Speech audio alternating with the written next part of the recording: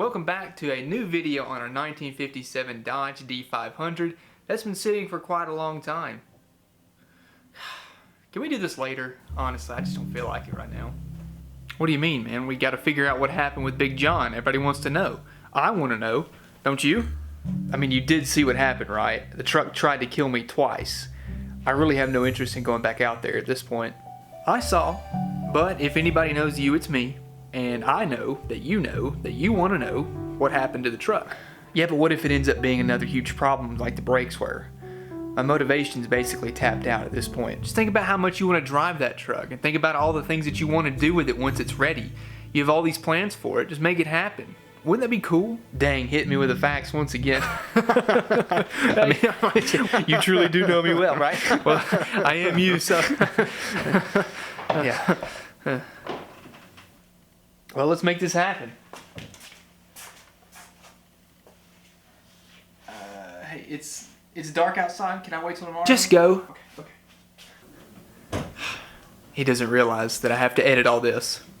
Today's word of the day is motivation. Now, I didn't have a chance to write that on a wrench. Just remember it for this video. I know I had to after the events of our last altercation with Big John. We were almost successful with our test drive. That is, until the entire truck decided to go up in smoke. If you hadn't already, check out the top right now and go watch the last two videos on this truck. That's the next day. We're bound and determined to figure out what happened. Oh, hey guys, welcome back. You remember what happened last time, right? We're back under the truck, but hey, at least it's not raining. About to drain the tank on Big John here. Let Dylan tell you what happened up under the hood real quick and come back. And here's where John landed after the incidents of last video. Something I've noticed is, one, the carburetor likes to leak, and two, check out the bottom side of this filter. Yeah, that ain't good.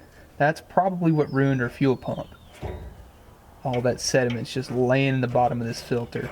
And that stuff that's also getting into our carburetor. Stuff that's also getting into our spark plugs. That's not good. Alright, now that you're caught up, I'm going to see what comes out of this tank real quick. I think it's about time we got a new drain plug too. This thing is leaking still.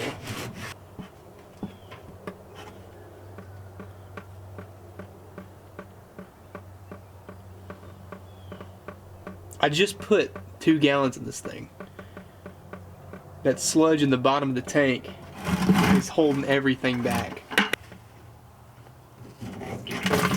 That's black. That's literally disgusting.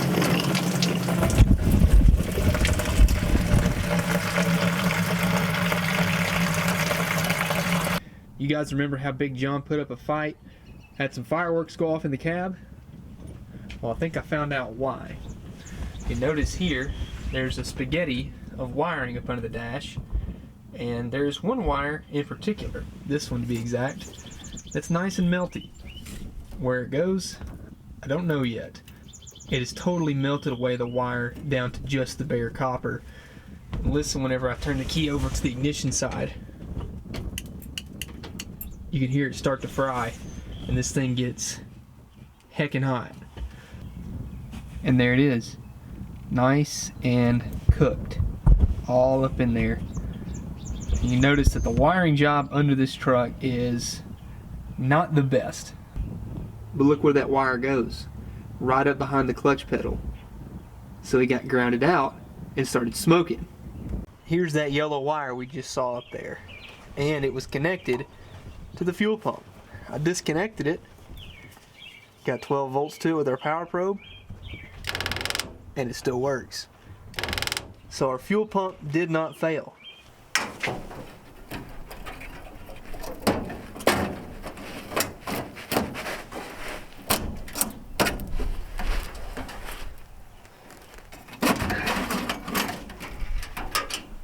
You'll see here, this is the side that had 12 volts going to it. This is coming from the ignition switch. So all this right here is burnt up. And then you go to this side, no more 12 volts. We've got new wires, so we just got to be thankful that the truck didn't burn up and continue forward. Now we'll feed our new wire back through here. I'll just have to cut one of these wires away, whichever one I don't use, and and then roll the rest of it out. We'll make this go down there safely. We don't want to run it down there next to the pedals or anything like that. There's our new wire. Now unfortunately, my heat gun is electric powered, obviously, and I don't have a drop cord long enough to reach out here. So I'm going to do this the old-fashioned way. And of course the wind is blowing from every single direction. Ah, melt, melt, melt, melt. I'm afraid you can't see that, and I'm so sorry. But the wind's coming from your way, so it's really your fault. Alright, the trunk has been heated. Let me put this back. My genius knows no bounds. You can see it's very ugly, but it does the trick. Routed exactly where the old harness is, so now it's tucked up out of the way, and eventually I'll go back and maybe wrap it up with some actual good wire wrap so it's not exposed. But it does work. I made my connections on both ends, and while the tank gets cleaned, I've decided to run this auxiliary tank for the time being. I just unhooked the supply side from the pump and ran it into this jug with fresh gas in it. This feels all too familiar. Now thankfully I had enough hindsight, because I expected this to happen with that old tank, to buy 2 new filters so I didn't have to run and buy another one. We really just expected the worst, and I was surprised that it stayed as clean as long as it did.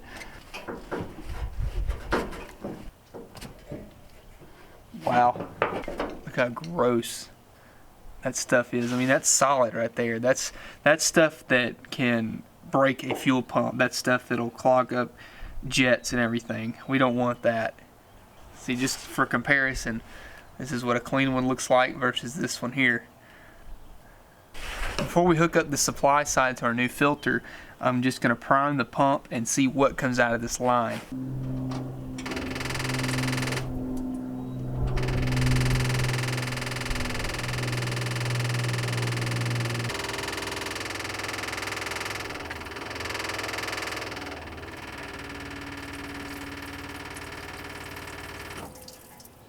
Just as we expected, that gas was disgusting. And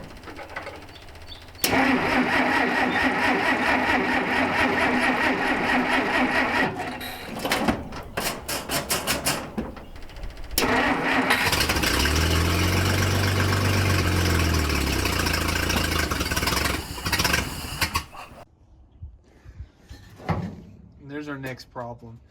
The needle and seat is basically shot.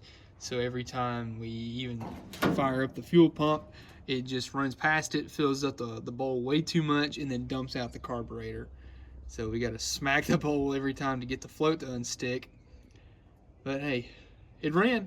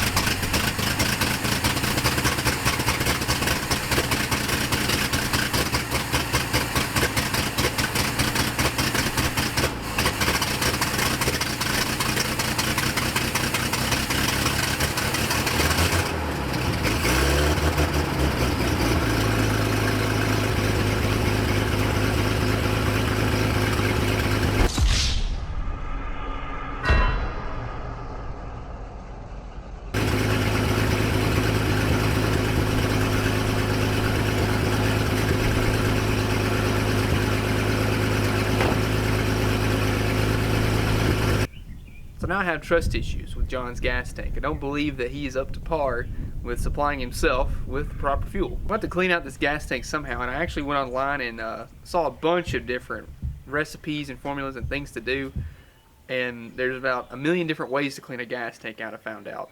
But I found a video that I really liked. He used a bunch of different chemicals to see how it would break down varnish, and I'll leave that link in the description below.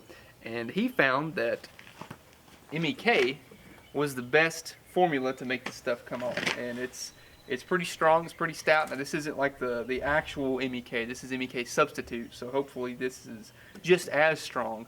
But we'll put 2 gallons worth in the tank, let it sit for a while, and really break up that varnish that's in the bottom of the tank, because every time the fuel level gets low, the pump is going to suck up all that junk that's sitting in the bottom of the tank. It may be clean up top, but as soon as it gets low, it's mixing in with all that. So we'll dump all this in here, let it sit for a while. Really curious to see how this stuff looks. It's been about a week since I poured all this in here. I'm trying my best not to touch any of it.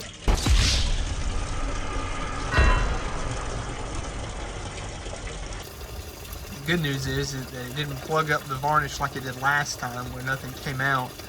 So maybe that's a good sign. There it goes.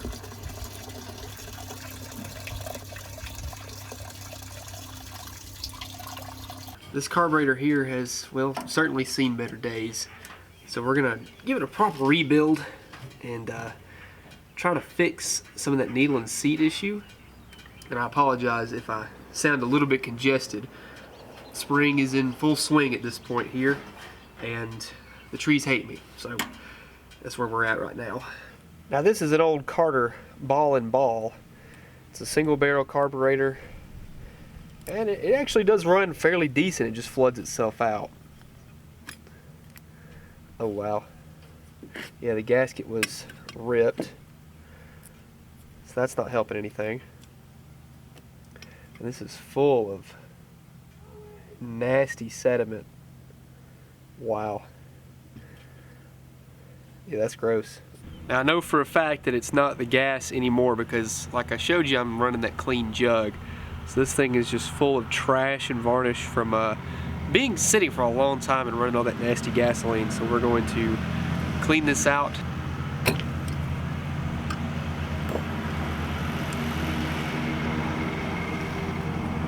Now we can pull the float.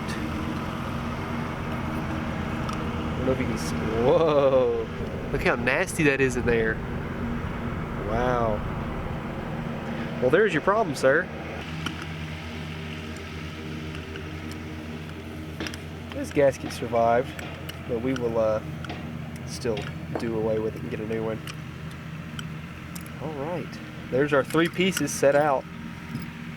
They look terrible.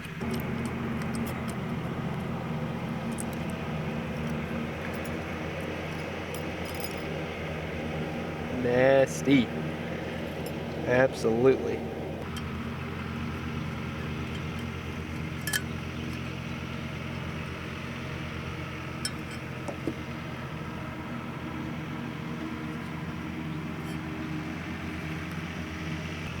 This right here is our main jet. Now it's not totally stopped up, but it is very close to being so. So we need to take a second and really clean this out and make sure that it does not have anything obstructing it. The best method for cleaning these old carburetors involves a bucket of carb cleaner and letting it sit for a while. But unfortunately, I did not have the materials or time to make that happen. In the great words of Elvis, it's now or never. I sprayed everything clean inside the carb, through every jet passage, spring, and gasket surface until it ran perfectly clear throughout. I reassembled everything while making sure to replace old worn-out gaskets or O-rings that were internal. A lot of your pieces will be reused through this process, but the main component that affect proper functions are replaced. With the float height set, I installed the new needle and seat and began prepping to install gaskets. Now you'll notice here that I have some Vaseline off to the side that I apply to each one. This helps keep the gasket from sticking and ripping if I ever need to take it back apart. You can also use chapstick for the same outcome. I turned over the key and crossed my fingers. The pump primed, but to my amazement, no gas leaked. Before, if I left the pump priming for too long without running the engine, the float would stick and flood. Now I won't have to worry about smacking the carb to make the float free itself.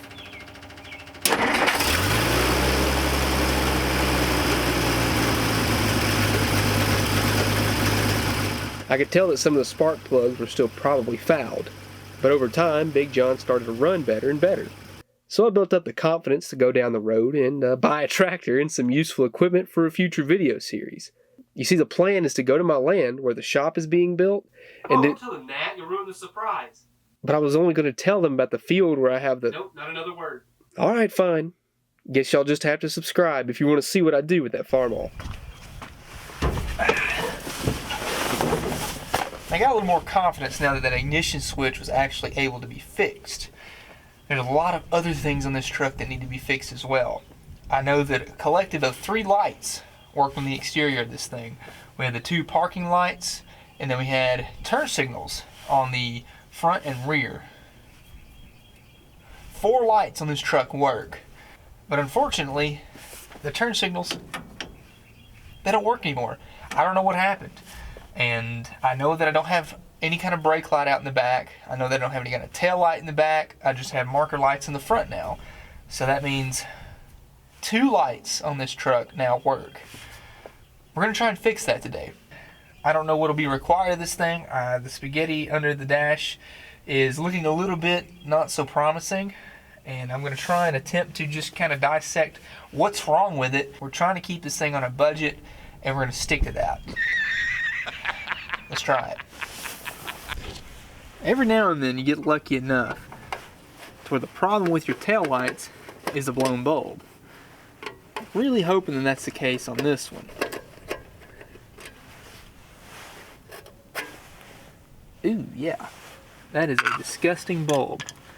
Will it move? It is a disgusting and frozen bulb too. These sockets here are spring loaded, and basically what it's supposed to do, it's supposed to be able to push the bulb in, rotate it, and then it unlocks. There's a little tiny groove this thing falls into. And when that spring is frozen, and basically everything's rusted to the contacts, you can't really move it. So I'm going to spray a little bit of this PB Blaster on here, maybe trying to free up some of that. Yeah, that right there's a good sign. Now the thing is too is that the bulb actually has to ground in the socket, so I just recommend getting in there and just doing a good old twist and sand. Brand new bulb. Slide it in, lock it into place. Look at that beautiful red with this perfect overspray. Man, that looks great. Now I know that this one actually had a brake light because the flasher would work on this side, but the tail light did not. So will this one come loose? Same story. It doesn't look blown, but I'm kind of curious as to whether or not it'll work.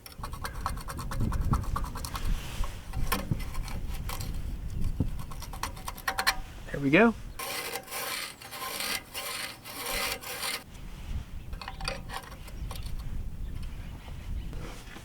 Let me know if it comes on.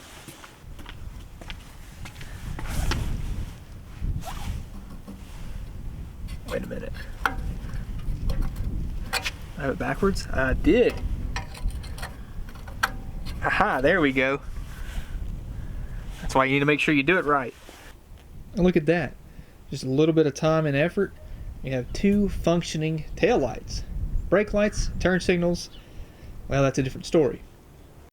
Here's a little bit better look at what the assembly for the turn signal actually is. You can see here it's just literally strapped to the column, and that's it. This is just a tube that goes down. There's nothing inside it. So we have left, right, and then you pull this out for your hazards. None of it works. We had right, like I mentioned, but that's long gone from this point. We've got a lot of connections wrapped up in electrical tape here. Heck, it could even be a bad flasher for all I know. Guess we can start with trying to unclamp this here. Or just slip the wires out. Okay, that's better. And we've got a nest here.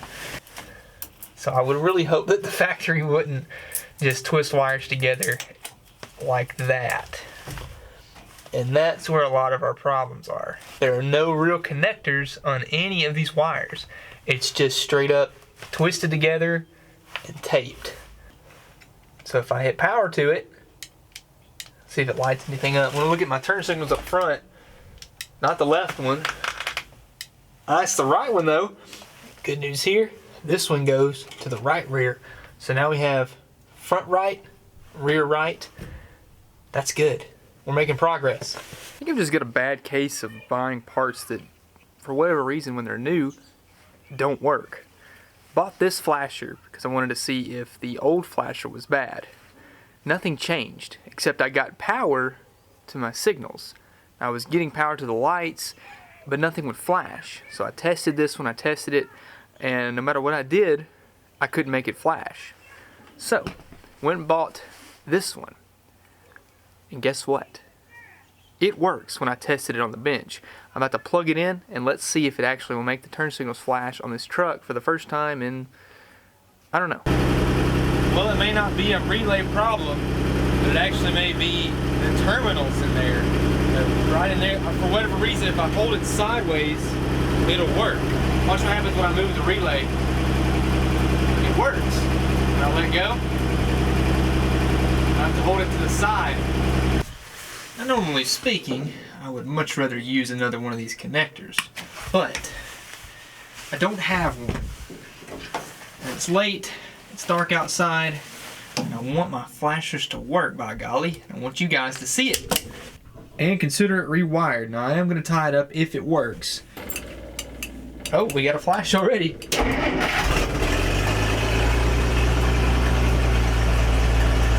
turn the light off. That's the hazards. There's the right.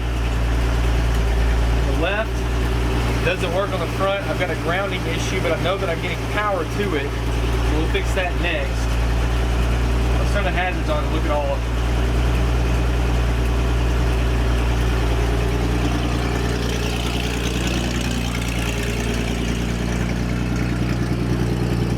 Check that out. Isn't that awesome? You can tell that they're angled wrong. This one's pointed up towards the sky and this one's pointing towards the ground. But hey, it works. And up here, we've got this one flashing. Amber on the front, red on the back. Now that each wire was determined correct for its location, I went through the process of applying a new heat shrink connector to each one. This will ensure that these wires in the future will no longer be an issue. Looks a heck of a lot better. I found this wire loom from when I did the Challenger. Just had a little extra laying around and wrapped it up in that. And I think it looks a lot better than it did. Now, is heat really important in a rig like this?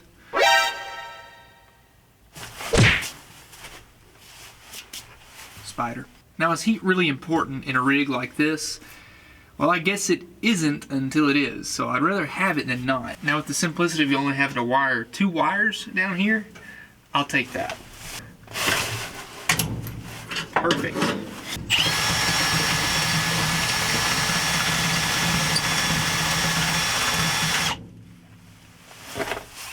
Did that even do anything?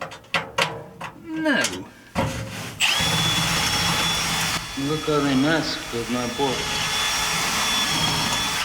Let's crank her up to 11.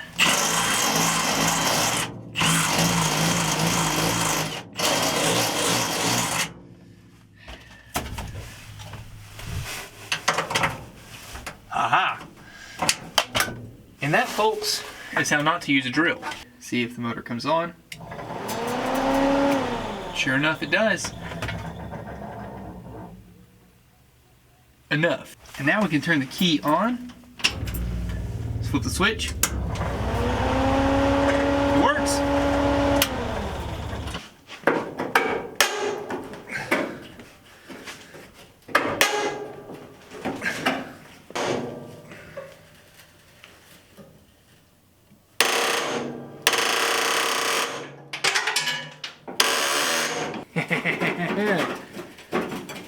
Well, those old lights are basically toast. So I picked these up. Came from the O'Reilly, they were like $7, $8. Now our dimmer switch is frozen solid. Now the wire has to go through here. You get power in and then power out for the low beam and high beam. So if this thing isn't moving, I would assume that the wiring may not be the culprit here, but the dimmer switch is. So instead of even trying to fight it, I'm going to attempt to remove it first. Heck, we'll put some on there just see if we can free it up. I'm going to try and take it out of there and see if I can check my wiring and make sure it's okay.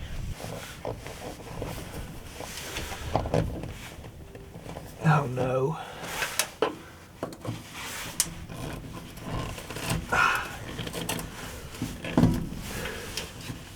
Oh, that felt terrible. Oh, I could throw up. These go to 11.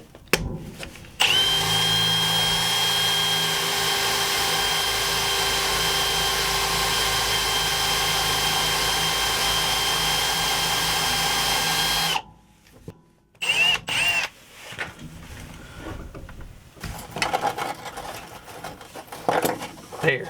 I'm going to slide it through here so we can look at it. Yeah. This wire looked pretty nasty. This right here is a power in. So when I pull the headlight switch,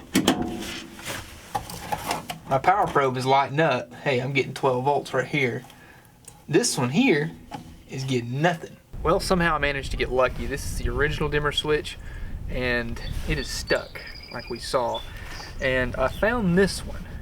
Now, they don't specifically make one of these for a 57 Dodge 1.5 ton. You can see they're slightly different with how the terminals are connected there, but overall the form and function is identical. So this actually is for a international truck, like a 57, 58 international truck supposedly. That's what the list number was. So I got lucky there. Thank you, International, for using everybody else's parts. I'll tell you what, new connectors are great. So there's our battery. There's the low beam.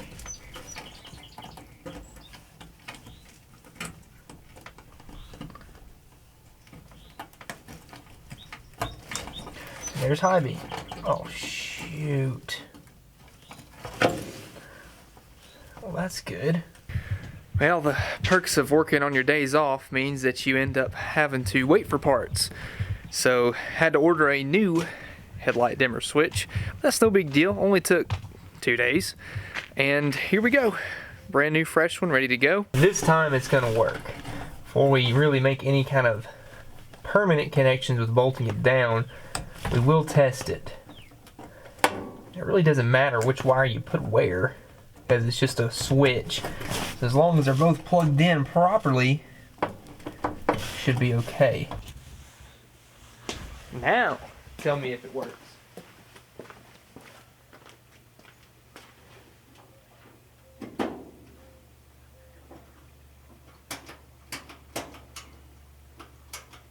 Got anything this time?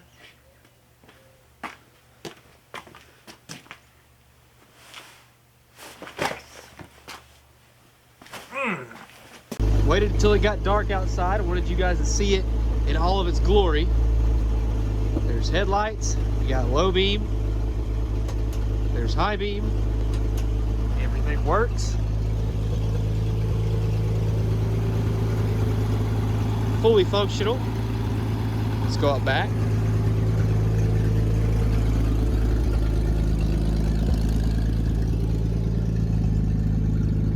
Both tail lights. And my favorite part of all of it are these front flashers. I'll turn it to the left. There's our left flasher. Turn it to the right. There's our right flasher. And I pull the hazards, and they both come on.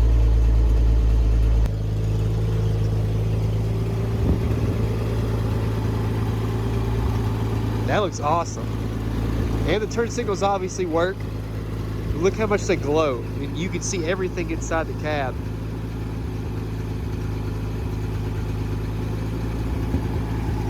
Gotta make sure everybody sees me. Tail lights are working back there.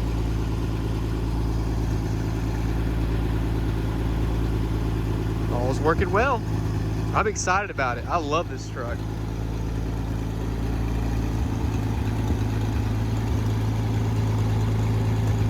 Now, while I stare at these all night long, make sure you go ahead and subscribe. It's just down below.